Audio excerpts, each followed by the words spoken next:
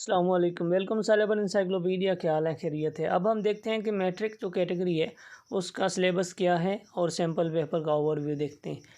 English में 40 question होंगे, 10 जो है वो क्लियर कट लिखा हुआ है कि कॉम्प्रीहेंशन में से होंगे। बाकी जो पोर्शन है सिनोनिम, एंटोनिम और स्पेलिंग करेक्शन, एरर डिटेक्शन और प्रोपोजिशन, सेंटेंस स्ट्रक्चर, इनके भी 5-5 क्वेश्चन होंगे और ये वाज़े तौर पे 5 आगे लिखा हुआ है, मतलब इनमें से 5-5 होंगे। ठीक है। इसके बाद मैथ है, बेसिक मैथ। इसके रिलेटेड सारी जो वीडियो है हम हमारी अपलोड है, मतलब सारी बेसिक मैथ हमारी अपलोड है, वो आप देख सकते हैं, जो कि उर्दू और सिंधी ज़बान दोनों में है।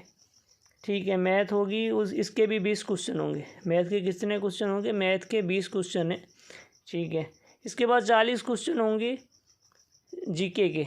जीके में से 15 जो है वो करंट अफेयर या वर्ल्ड नॉलेज की होंगी, जो आपको पाक MCQ से पढ़ना चाहिए, जो वेबसाइट है।